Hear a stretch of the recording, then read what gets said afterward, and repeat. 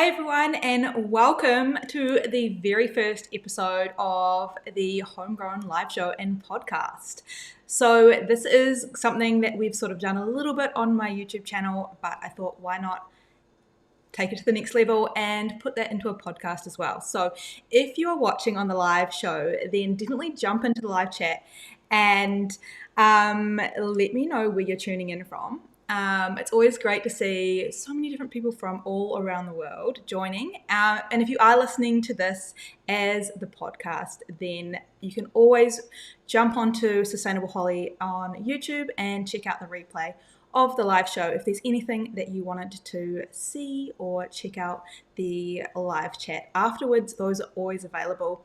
And you'll be able to see next episodes already loaded. So I'm going to try and keep one episode ahead. So the next one is already up and scheduled, and you'll be able to find that on my Sustainable Holly YouTube channel. So welcome. If you are new here, my name is Holly and I am the host of the show. So we are going to have some guests, which I'm very excited about. But for the next couple of episodes, while I pretty much bootstrap this with cardboard box tripods and all, it's going to be a solo show. But we've got a pretty exciting episode here today. I'm going to be talking a lot about seeds. So it's a pretty popular topic at the moment, with it being the start of autumn for us here in Australia, New Zealand. So a lot of seeds are getting started, which is exciting. I love a seed starting season. Autumn and spring. That's when I plant the most of my seeds. So today we're going to also do a little bit of an introduction to me, because you may have seen me on YouTube or on Instagram, but I want to dive a little deeper into that and share more. So you're going to find out some new information, and if you have not seen or heard of me before, then it's all going to be fresh and new to you as well. So we're going to do a little bit of intro. We're also going to talk about how summer went, the good, the bad, the ugly, and sort of recap how February went and where we're at today on the 1st of March in the garden. We're also going to plant a kitchen garden together. So I did want to have a little bit of a kitchen garden set up for the background, but I thought, why not do that together today on the first episode so we can watch it grow as we continue our episodes. So I do have that behind me. I don't know if you can see, but we have it ready to go. So we are going to plant some seeds today. And we're also going to talk a little bit about what I'm planting in March. So I've got a whole bunch of other seeds here with me that I'm going to show you on what I'm planting at the moment, what seeds I'm going to sow in the next month. Also, we're going to talk about my to-do list, what's happening in the garden, what I'm pruning, taking cuttings from, all the things, because I know that is a topic that a lot of people ask me is, when do I do this? What are you doing right now? So I thought this would be a really great opportunity for us to garden together live. You'll be able to see what I'm going to be doing in the month ahead, and also what has happened in the month prior. So I think I'll do these monthly resets, like on the first or the first Wednesday of every month, and we can look back at what happened and take a look at the goals that we set. Because the next thing we're going to do is we're going to set some goals together. I'm going to set a mix of gardening goals, personal goals, and some business goals. Because this podcast or this live show, I am going to dive a little bit deeper behind the scenes on creating an income from the garden. And a lot of my guests that I'm going to have on the show are going to provide lots of gardening tips, how they garden. Some of them will have more specialty information, and might be on seeds or beekeeping or growing cuttings or creating, market gardens, all the things. And most of those people are creating an income from their garden as well. So I thought, why not have a little bit of that in there as well? So that is pretty much it. We're also going to do a little bit of Q&A at the end. So if you do have those questions, make sure you pop them in the live chat, and we'll definitely get to those at the end of the session, just to keep that flow for those that are listening as a podcast. But let's jump in. Before we do the introduction and a little bit of my history of how I managed to find my way to Perth, because I am a Kiwi, I am from New Zealand, so I'm going to give a little bit of an insight into how I made it here to Perth and where I came from. But before we do that, I did want to share a little bit of a new segment. They're all new because this is the first episode, but I'm going to do a plant of the week. I love plant profiles. I love sharing new information about plants, so that it might be something that you hadn't tried before, you haven't grown before, or you are growing it but you didn't realize that certain plants were edible, or you might find out something new and inspirational from these plant profiles. So we're going to do a new one every week. So the first one that we're doing this week, and if you're on my Instagram, you probably have seen this pop up a bit, and that is New Zealand spinach, or warrigal greens, which it's also called here in Australia. So this is absolutely prolific in my garden at the moment, and it's in nearly every meal. So this week I think I've had it in every single dinner. So I thought this is definitely the plant of the week, and it's really drought tolerant, so it's going to thrive better if it does have plenty of water, just like most plants. But you know, we have had such a hot, dry summer here, and I know that is not the same for a lot of other people, especially on the east coast of Australia and New Zealand, who are struggling with the amount of rain. But we have had pretty much no rain here, so it is drought tolerant, it is heat tolerant. We're having 38-degree days every day this week, which is very toasty warm, and it's still thriving. It's still growing. I'm, just watering it like I normally water the rest of my garden, which is looking pretty crispy, some of it, but the New Zealand spinach looks lush and green. It's an edible ground cover, so it's going to cover and protect our soil, as well as providing us food and places for our beneficial insects and wildlife to live. And obviously it's an abundant producer, so you can cut it and pick from it, and it's just going to keep popping back up and growing more. So every week you have fresh new spinach to eat, and it's easy to use. It's just like you would use spinach. I harvest maybe the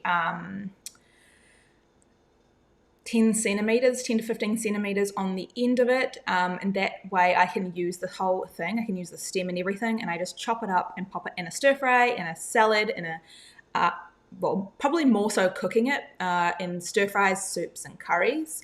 So you just use it any way that you would use spinach, and it's quick growing. So I'm cutting it back all the time, and it's regrowing quickly. And it's a perennial, so it's going to continue to grow for me all year round. I know in a lot of other climates it's going to die down over winter, but here in Perth I can pretty much grow it and utilize it all year round. And that is our plant of the week. So let me know if you're growing this New Zealand spinach or warrigal greens. Because it is such an abundant producer, you can cut it back. I did cut heaps of it off. It was sort of, it grows very similar to sweet potato, so it can be quite sprawling and overtake the garden. So just watch that. If you do have little seedlings and stuff, it's going to smother a lot of plants because of its quick growing nature. But you can cut it back and either use it to feed the chickens, or obviously cook and preserve a lot of it, or you can also just chop and drop it and lay it down for mulch. So it will break down in the garden and it will feed your soil. So that's another great thing about the New Zealand spinach. But that's it for the plant of the week. So let's just dive into a little bit of an introduction to who I am, where I came from, a little bit of a background just here for episode 1. It's going to be brief, so I'm not going to tell you my whole life story. Don't worry about that. But, further episodes we will dive into other parts because I want this to be more real and raw and authentic, which is why I'm doing it live so that it's not edited. This is exactly what's happening right now. And just on that, we are live, so there is going to be like live, real life noises, background noises. I'm surprised my dog hasn't already jumped in and said hi. He will, don't worry about that. He's very vocal, and if anyone drives down our road, he likes to tell you about it. So yeah, just a warning, this is a live show, so there will be background noise. Hopefully my partner, who is outside, doesn't make too much noise, because he always likes to take this 1 hour when I do a live show to make all the noise, invite people over, all the things. It is an adventure, so we're just going to roll with it. Hopefully it all goes smoothly. But so a little bit of a history, a little bit of background on me. I am a Kiwi. I come from New Zealand. I come from a small town about 3 hours north of Auckland, which is called Whangarei. I grew up there for the first 18 years of my life. I also came from a really small community just outside of Whangarei, so that is called the Tutukaka Coast. So I grew up in a rural community by the beach. It was picture perfect. Pretty much no one, only a few, like a very small handful of people lived in my little community. Most of the houses were empty because they were holiday houses, or as we call them in New Zealand, batches. So there was streets of empty houses full of laden fruit trees that we would just go and grab fruit from, because like literally no one is in these houses for 3/4 of the year. So I have so many memories of growing up. Before I would get on the school bus, I'd go in and fill my backpack with all the feijoas and nashi pears and all the fruit. And I probably still to this day I could tell you where all those fruit trees are.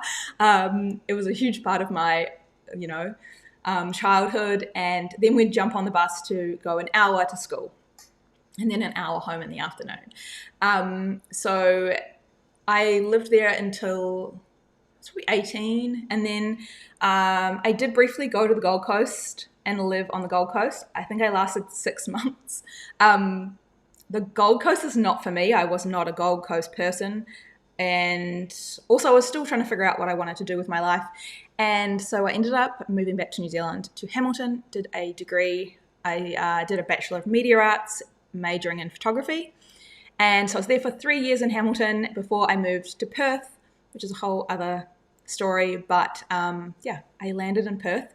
That was pretty much because I had a couple of friends here and I wanted to get out. And I think if you grow up in a small town, you either end up staying in the bubble or wanting to stay in that bubble of that small town, or you really want to get out and see the world. And for me, I really wanted to get out and see the world and experience different places, because I knew I was always probably going to go back, and that I have all my family there. So I'm always going to go home. It's always going to be home for me. But while I could, I wanted to, spread my wings. And I ended up in Perth, and I've been here for 10 years. I don't think that was really intentional. I know it wasn't intentional to stay here for this long, but it is an amazing place to live. I don't know if you know much about the difference between Australia and New Zealand, but New Zealand has a really high cost of living and lower wages. So it's quite hard to get ahead. It's quite, I guess it's because it's a smaller place, whereas Australia and Perth are bigger places. There's so much opportunity here, and I've loved living here. I feel like it's a similar lifestyle to New Zealand. It's very coastal, beachy, lots of camping, lots of adventures. It's a very relaxed kind of group of people here. And I also met my partner, who is a Kiwi as well. So our friend group, there's a lot of Kiwis here in Perth. I mean, there is a lot of Kiwis here in Perth because of that similarity in lifestyle. And yeah, that's pretty much how I landed here in Perth. I guess there's a whole other story behind how I started off my sustainable Holly business, but that's probably a topic for another day. But pretty much, I've always been gardening. So since my whole life, my grandparents were gardeners, my parents were gardeners. We had a big backyard garden, and that's where I learned to garden. And then every house that I ever lived in, renting at uni, would start a kitchen garden. That was the first thing I would do: plant chilies and plant herbs and have something that I could put into my meals, knowing that one day I was going to be able to have these bigger gardens. But I just always started with what I had and used what was available to me. And yeah, now I'm here we have 720 square meters, just a suburban house. So still, I have other big dreams, obviously, about a big lifestyle property where I can create a huge food forest and do all the things. But for now, I am loving being here. I've got plenty of space still, converting my front yard and growing as much food as I can and learning so much along the way. So that's pretty much a background on where I came from, how I managed to get here to Perth. But now let's talk about the garden. What has been happening in the garden over summer? What happened in February? So my summer here in Perth, like a summer in Perth is very hot. It's very dry. We don't get a lot of rain. I mean, like I could probably tell you twice it's rained, and not even rain, like just like some moisture to come from the sky. I mean, I guess that's rain, but I wouldn't call it rain. And so we've had a really dry summer. It hasn't actually been as hot as normal. Like we normally get a lot of 45-degree days, whereas like this year it's been 38s has been sort of the highs. This week it's all basically 38 degrees, so it's quite warm.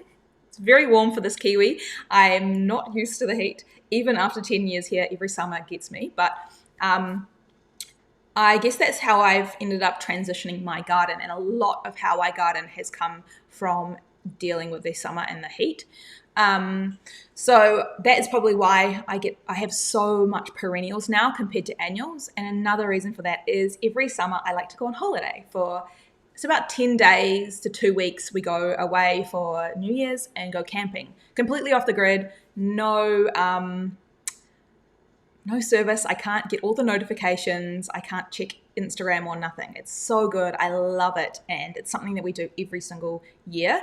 But being away from the garden for 10 days to 2 weeks in the middle of summer is not ideal, especially here in Perth. So like literally one day, if you don't look after your garden, can be crispy. So I've done a lot of things to mitigate that and setting up automatic sprinklers and timers, putting shade cloth on. I bring a lot of my pallet planted gardens under cover, so they're in the shade. And I'm planting probably a lot more perennials than I am annuals. But I did that again this summer, and obviously you get on a high because your plants start taking off, and then I go away for 10 days and like I come back and they're not all dead, but like they're struggling. So then I've got to sort of recover them for the next few weeks. So January is definitely like a survival mode for the garden for me, and it didn't work that well for me this year. So my tomatoes really struggled. I don't really get much out of the tomatoes. We also get really high winds here in my suburb, or probably in Perth in general, we get high winds in summer. So my tomatoes snapped, and I taped them back together. It felt really forced, and it felt like a struggle with the tomatoes this year. So that they're all gone now. I pretty much have no tomatoes left. I've also pulled out now all the zucchinis, and most of my summer crops I've removed because they were just getting like straggly and taking up a lot of space but not really producing anything. So it was time to take them out. My gardens are looking very bare, especially the annual raised garden beds. And the pallet planters, they are definitely on the leaner side now. There's not a lot going on in there. I do have some perennials planted in all my gardens now. So there's some herbs, rainbow chard. What else have I got? I've still got cucumbers on the go. I've got cucuzza on the go, which is sort of like, I guess a squash gourd type of thing. It's really interesting. It's like a 1 meter long, kind of like a tromboncino sort of thing. So I've got 2 of those on the go still. Lots of basil still, but that's kind of it. I'm really, not starting from scratch, but like the gardens have been emptied and they are ready to be replanted. So that's what we're going to talk about today. I need to empty out my compost bins and top up the garden beds and all of that. We're going to talk about planning later on in the show, what I've got to do to get these gardens back up and thriving for a new season. I do love autumn. It's one of my favorite. It is my favorite season because it's a little bit cooler. Well, maybe not this week, but in general, it's a little bit cooler. The feijoas are going to be fruiting and ripe and ready, which I'm very excited about. So we've got that to look forward to. Guavas are fruiting, and Hawaiian guava is going to be coming into fruit. Well, it's going to be ready, I guess, in autumn as well. So I do love autumn. But that's pretty much it for where the gardens are at right now. The food forest style garden, I do nothing to other than like prune that back and harvest. It's very low maintenance. So yeah, that's pretty much where we're at with summer. Let's plant a little bit of a kitchen garden. I'm excited to do this because we're going to be able to see it grow every week. So as you tune in, you'll be able to have a little bit of an update on how our kitchen garden went. So I'm going to plant, I've got a few things here. I kind of just went through my seeds and found whatever I had. So I've got some chives because it's a good time to plant your chives right now. A lettuce mix, some parsley, and some pansies. Also some pansies that I've saved from my garden. So we're going to pop those in, and I thought it would be fun to do a little bit of an experiment. So we're just going to put the seeds in this little, I've got a container here. So I'm just going to pop all the seeds in here. They're all roughly the same size seeds. So we're going to plant them the same depth in the soil. And I thought we'd just sprinkle them in because I do like random planting. I do like diversity. I don't do straight lines. I don't do everything next to each other. So I thought, why not do this? So I'm just going to pop, I don't know, we'll see how much comes out of the bag, but I'm probably like aiming to pop about 5 seeds from each type in here, if there's any left in here. This is a really good time to be going through your seed collection, whether you're just coming into autumn or spring. I know some of you are going to be on opposite seasons. This is a really good time to just go through, make sure you've got all the seeds that you need to get. If you need to purchase more, you can do that. So I'm probably going to start a list after this as well of what I'm missing, because sometimes I'm not like very good at keeping track of where things are. Like I was looking for something. What was I looking for? And I was like, I know I have this. Oh, rocket. Like surely I have rocket. I mean, I grew so much rocket. I saved a whole bunch from my garden. So it's somewhere. I don't know where, because it would have been perfect to put in this kitchen garden because rocket grows really fast. And it's really good to just be picking little bits of here and there for salads and all sorts of things. So I thought while we plant this garden, we'll do a little bit of like, what was the highlight of the week? Maybe you can let me know what your highlight of the week was. My highlight of the week was harvesting guavas from the strawberry guavas. I got a whole bowl of strawberry guavas. I had to go out and make sure I'm harvesting them sort of every day to stop the rats and the possums and the parrots all coming to get them. So I got a whole bowl of strawberry guavas. I also got elderberries. I have never had them before. It's something new to me. So I picked a whole bunch of elderberries. So I need to do something with those. I will probably make an elderberry syrup. I think that's what I'll do. But yeah, that was my highlight of the week.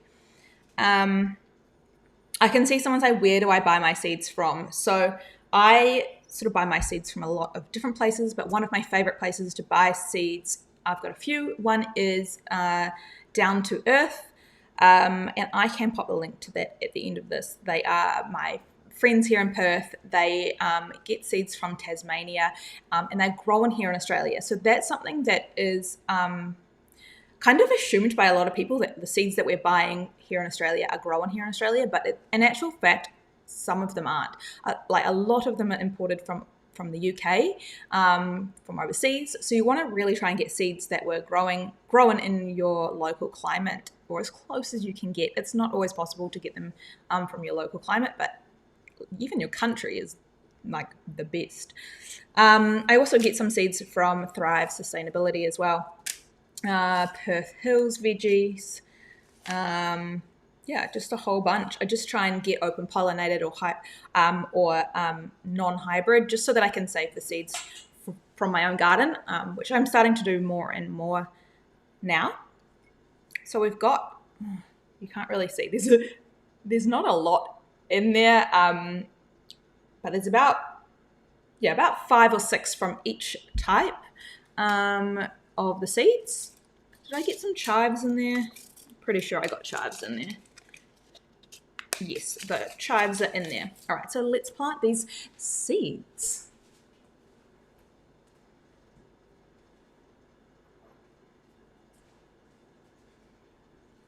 So I have this kitchen garden, which is about 40 centimeters, I guess, in length, and 10 or 15 wide. And it's perfect just to put on the bench and grow a few kitchen herbs and greens. So all I'm going to do is just sprinkle them on top. These are tiny seeds, like they're tiny.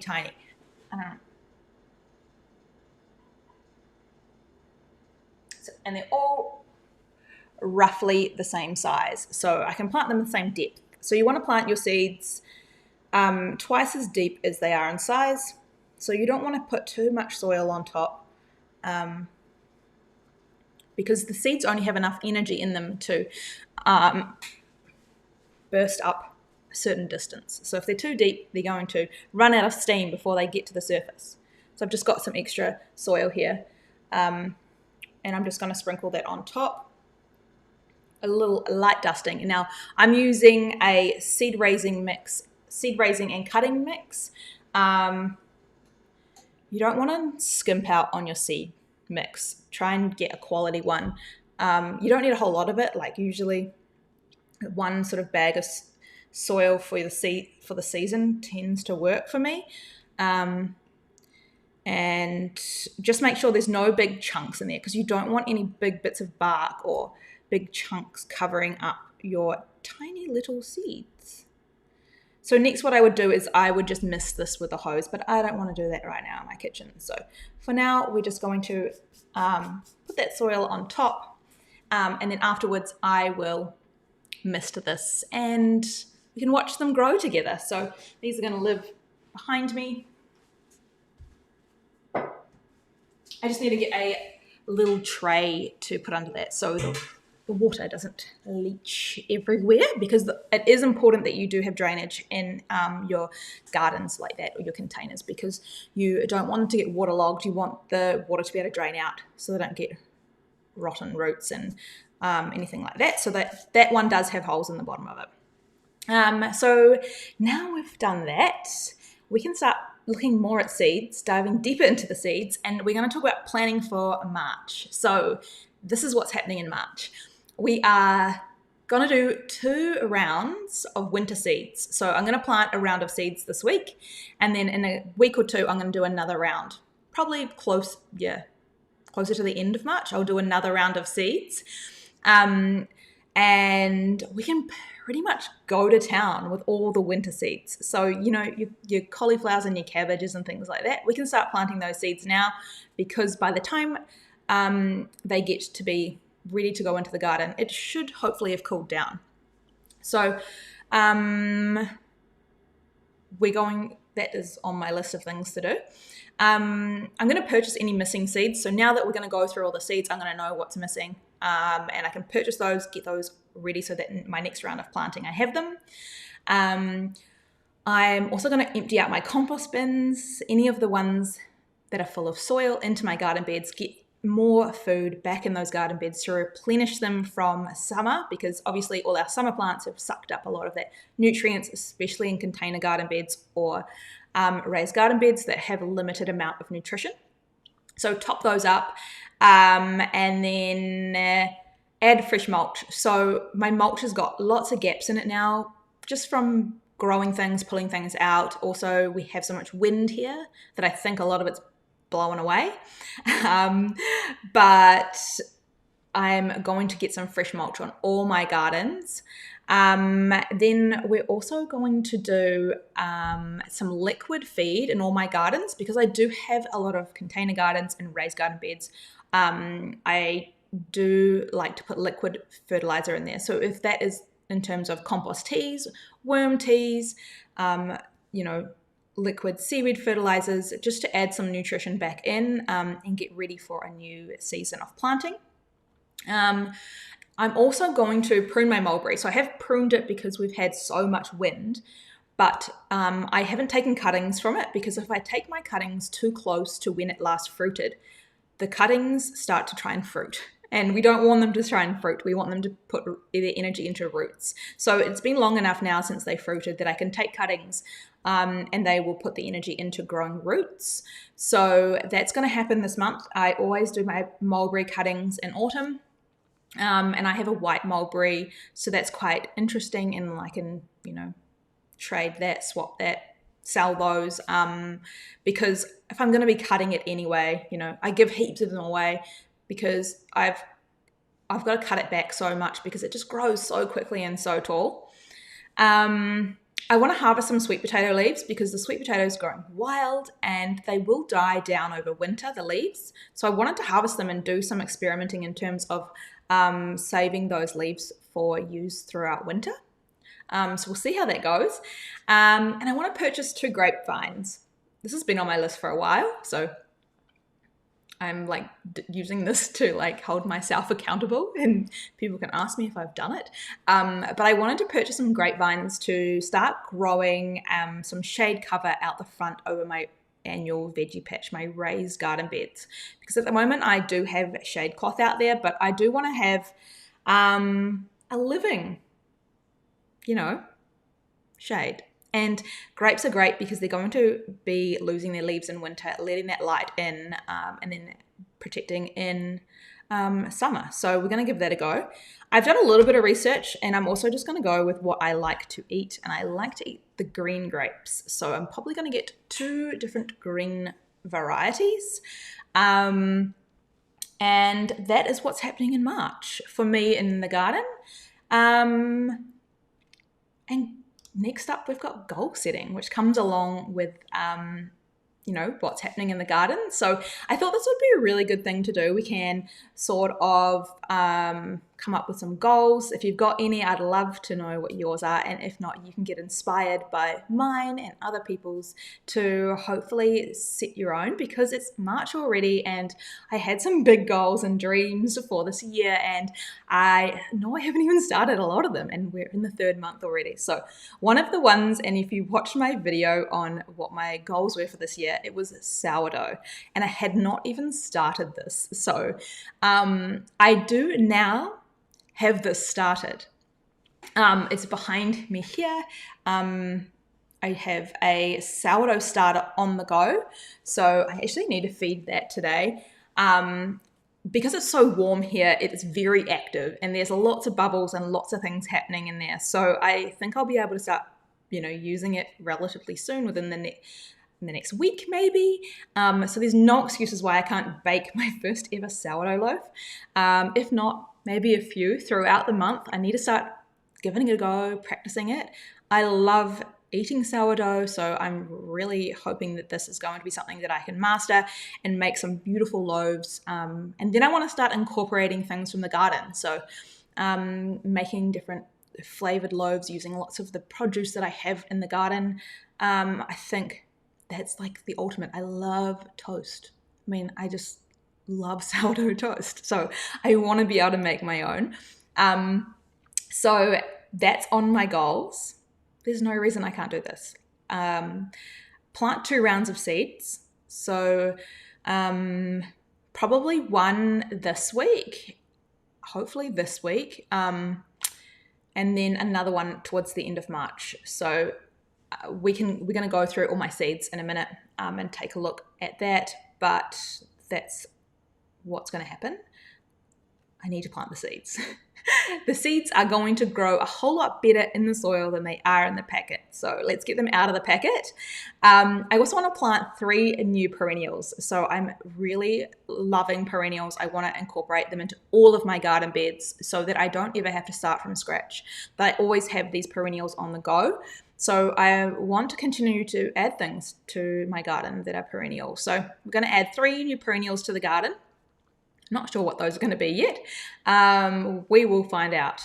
And we'll recap these goals on the 1st of April. Oh my God, I can't believe we're already talking about the 1st of April. We'll recap the goals and see if we've achieved them. So, and then personal goals, I want to mountain bike 3 times this month. It's I could make all the excuses like it's just too hot. It's definitely hot, but it's cool enough in the mornings. There's no excuse that I cannot get up early enough to go mountain biking. So that's on the list 3 times this month. I want to read 1 book because I've been pretty slack on the book reading front, and I like to be able to switch off, get off screens. I'm dealing with screens all day long. So having a book is really valuable, whether that's a non-fiction or a fiction. And I'm with the local library. Oh, I love it. I couldn't speak highly enough about the library system here. I'm with the city of Kalamunda, and we have multiple libraries throughout the different suburbs. And the great thing is that you can go online to the catalogue, search up what book you're looking for. If you've got a recommendation from someone, they might have it, they might not, but if they have it, you can get it sent to the library that's closest to you, and it literally, you get an email like that day, if not the next day, saying the book has arrived to your local closest library, and you just go and pick it up for free. I love it. We have a friend. Tama, do you want to say hi to the live show? I don't know if you can see him. He's being very quiet. You're being very good. Did you want to say hi?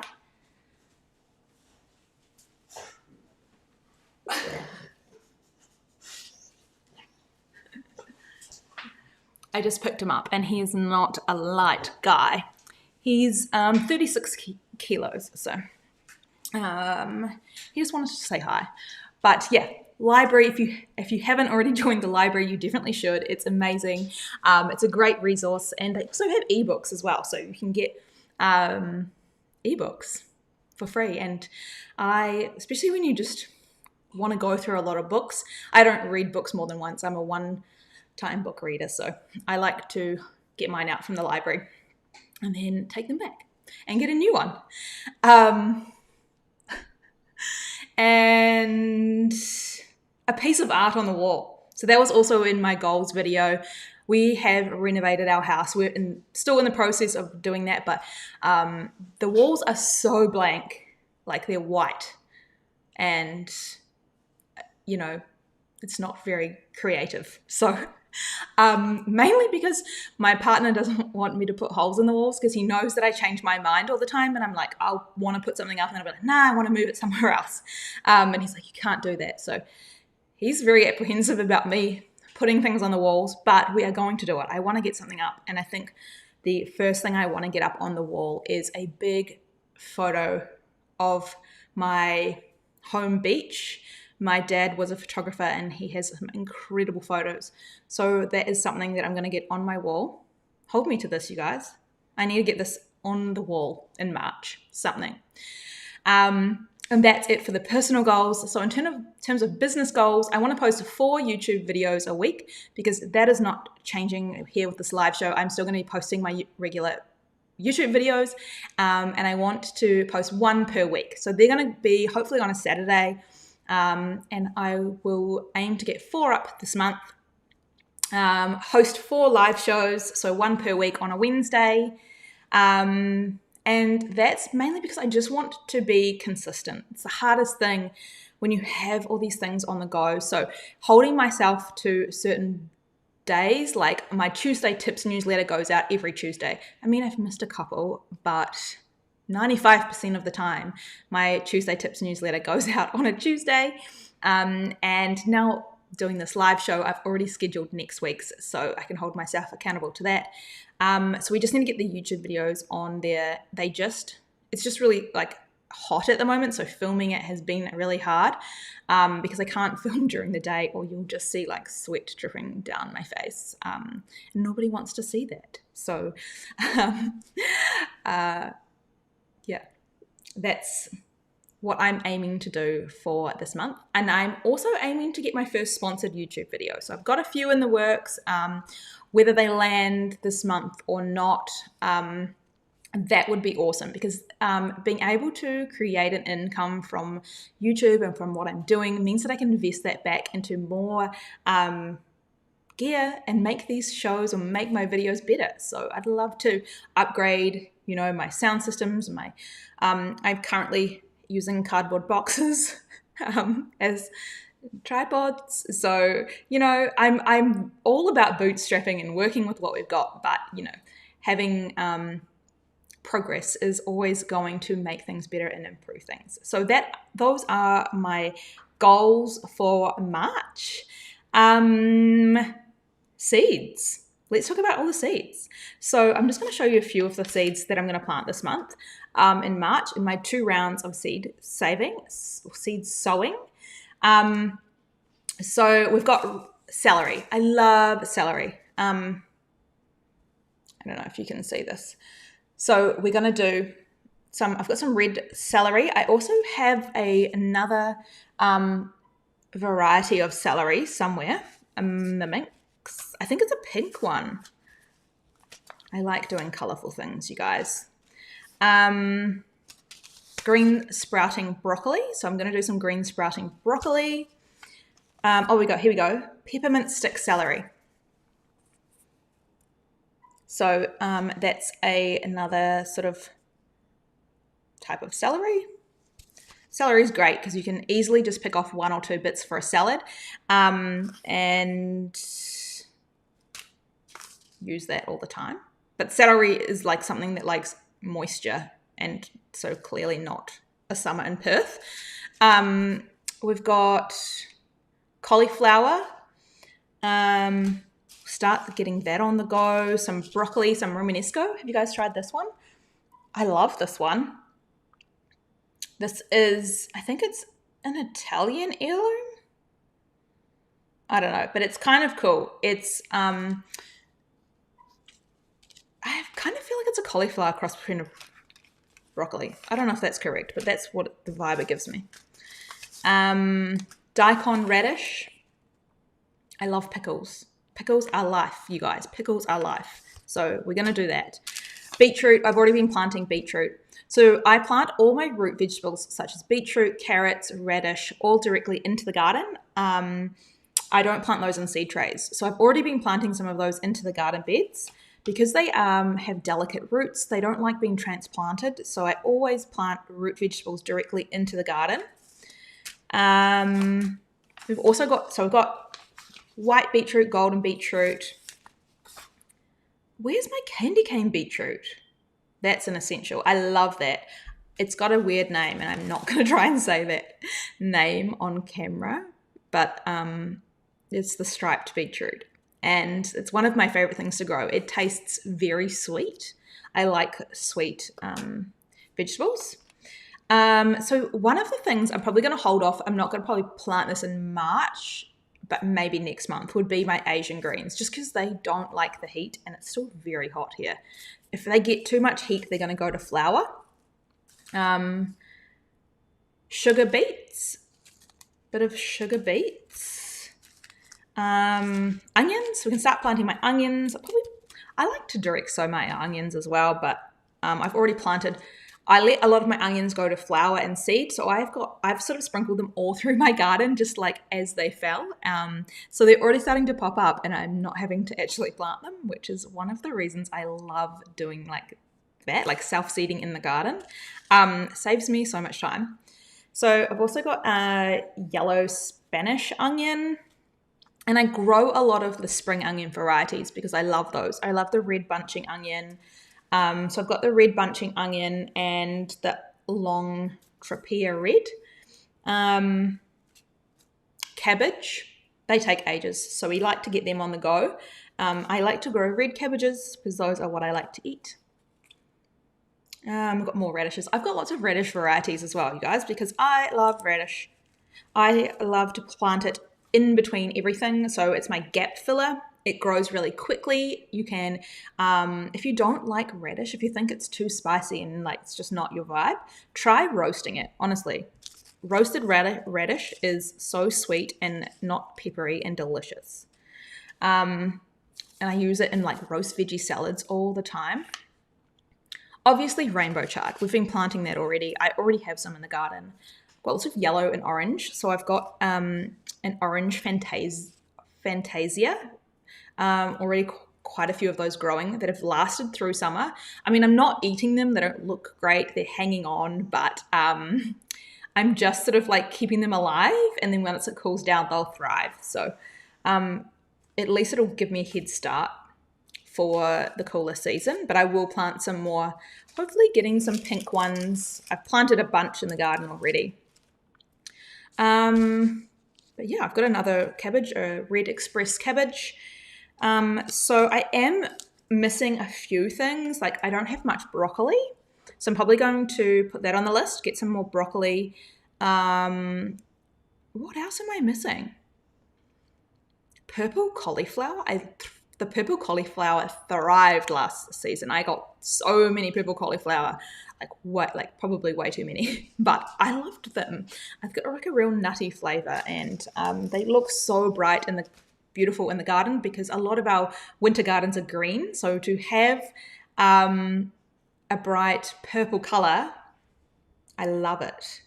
That's pretty much it for the seeds, really. So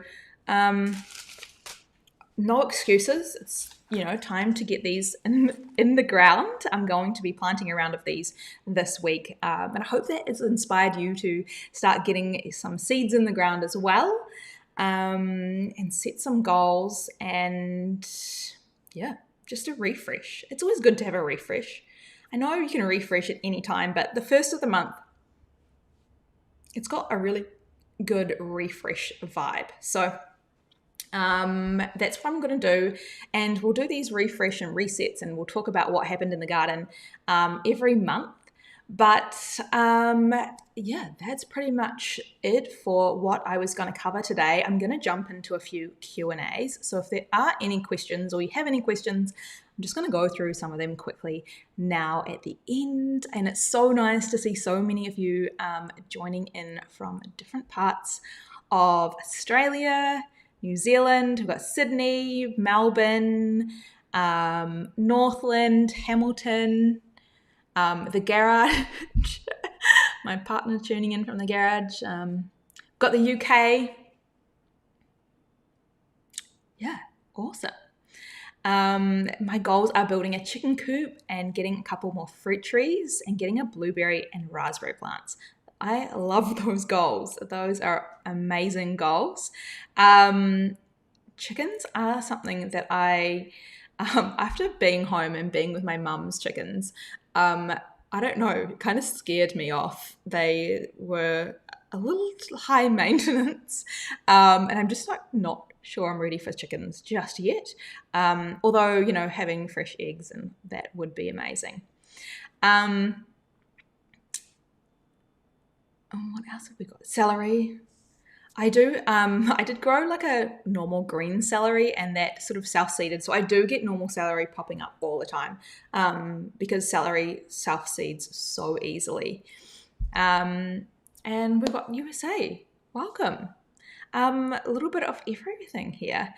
Garlic. Now, am I planting garlic? I'm not a big garlic grower. I will tend to pop in a few bulbs here and there. I don't ever sow like a big garlic patch. But I do have society garlic, which is a perennial garlic, and I'm loving that. It's giving me that garlic flavor all year round, and from the flowers and the leaves. But I will probably throw in a few garlic bulbs here and there because I do like to use garlic in the kitchen. So again, I kind of do that like I do with my radishes, and it just fill all the gaps once I've got everything else planted in the garden. I don't tend to have a dedicated garlic patch per se. What about planting any native foods? So yes, that's definitely something on my list because native foods are going to be more drought tolerant and grow, a lot easier. I do have a few on the go.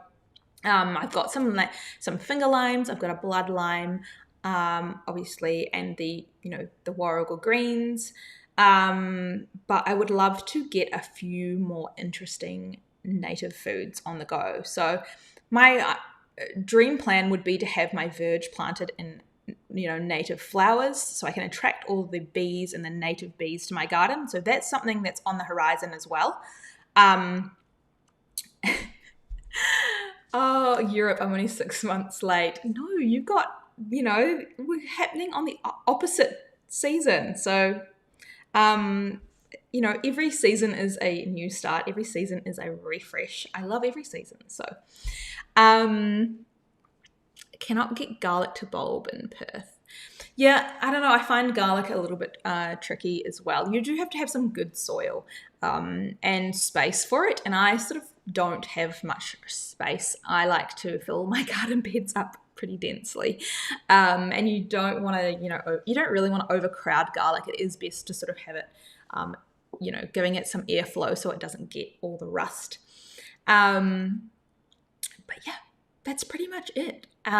If you liked the show, then please give it a like, subscribe. If you are going to be listening to this as a podcast, I would love it if you could give me a review as well, because this is a brand new show, and the more we can get it out there and get people viewing it, the more we can attract some awesome guests to the show. So I do have some exciting things in the works, and I want to include you guys in the show as well. So I'm going to come up with some interesting ways that we can get you guys on the show, whether it is via a live link or sending in some voicemails or questions from your garden. So I want this to be an interactive show, not just me, here talking all the time. I do want to have you guys on the show as well.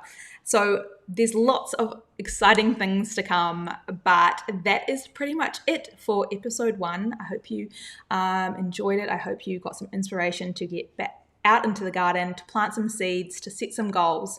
And I will hopefully see you back here for the next episode. Episode 2 is already scheduled. We're going to be talking about staple-based crops for self-sufficiency. What can we grow that's going to provide us with a whole lot of food? Things that are going to have multiple uses as well in the garden. So that's already scheduled, locked in, ready to go. But thank you so much for joining me. I will see you back for episode 2. I hope you have an amazing rest of the week.